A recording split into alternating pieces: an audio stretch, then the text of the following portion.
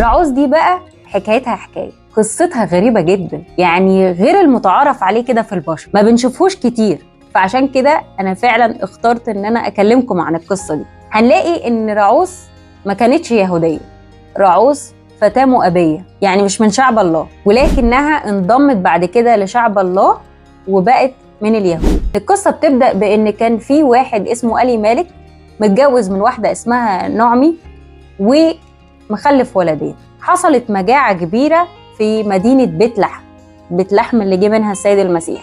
حصلت وقتها مجاعة، فقرر ألي مالك إنه ياخد عيلته دي ويروح أرض مؤاب، وفعلا ده اللي حصل. راحوا كلهم وهجروا مدينتهم ووصلوا مؤاب، عاشوا هناك حوالي 10 سنين. بعد ما هاجروا شوية والراجل اللي هو اسمه ألي مالك مات، وبقت نعمة موجودة هي وولديها الاتنين اللي هم اسمهم محلون وكليون. ولادها دول اتجوزوا بنتين مؤبيتين، واحدة اسمها عرفة والتانية اسمها رعوس. وبعد فترة الولدين كمان ماتوا، يبقى كده مرت 10 سنين كلهم ماتوا، ما بقاش فيه غير نعمة والبنتين اللي ولادها اتجوزوها. فنعمي بعد ما بقاش ليها خلاص حاجة وسمعت ان كمان المجاعة انتهت في بيت لحم، فقررت ترجع تاني لبلدها بيت لحم. وهنا جابت البنتين وقالت لهم انا خلاص هرجع بلدي، باركتهم وقالت لهم كل واحدة فيكم تقدر ترجع لبيت ابوها تاني، وربنا يباركها ويبارك حياتها وان شاء الله تلاقوا عريس جديد.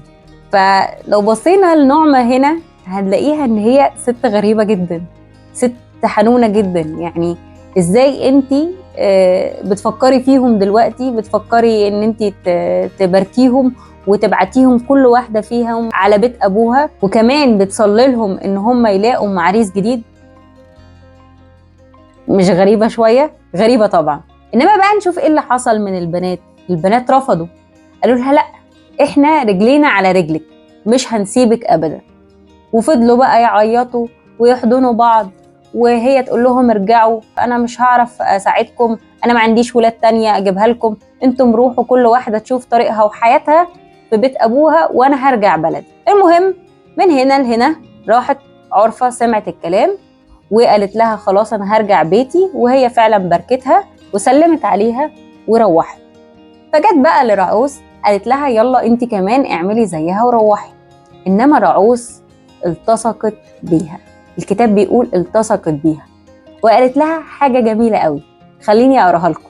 رعوس قالت لها لا تلحي علي ان اتركك وارجع عنك، لانه حيثما ذهبت اذهب وحيثما بت ابيت، شعبك شعبي والهك الهي، حيثما مت اموت وهناك اندفن، هكذا يفعل الرب بي وهكذا يزيد، انما الموت يفصل بيني وبين. قد ايه دي محبة قوية جدا جدا. شايفين قالت لها ايه؟ قالت لها شعبك شعبي والهك الهي، والمكان اللي هتموتي فيه انا كمان هموت فيه، انا عايزة افضل جنبك، انا هعيش معاكي. قصة غريبة جدا يا جماعة، اكيد كلنا مش بنشوف المحبة القوية دي، والكتاب مختار لنا مثال بين كنة وحماتها، فمثال قوي جدا ان احنا نشوف محبة بالشكل ده، محبة في ان هي التصقت بيها فعلا. ان جينا نبص على الموضوع ده مش هنلاقي اي منطق خالص في اللي هي بتقوله. واحدة رايحة بلد غريبة، مش عارفة ايه اللي مستنيها هناك، مش عارفة اذا كان الست دي هتعيش كام سنة معاها، ان هي ست كبيرة في السن، مش عارفة اذا كانت هتتجوز تاني اصلا ولا لأ. فالموضوع كله ما فيهوش اي منطق، ولكن من الرغم من ده هي ما قضهاش اي حاجة غير المحبة. وفعلا راحوا مع بعض ووصلوا بيت لحم. وهنا اول ما دخلوا كده البلد الناس استغربتهم، الناس استغربت ان هي راجعة لوحدها من غير جوزها ولا عيالها ومعاها ست غريبة مش من بلادهم.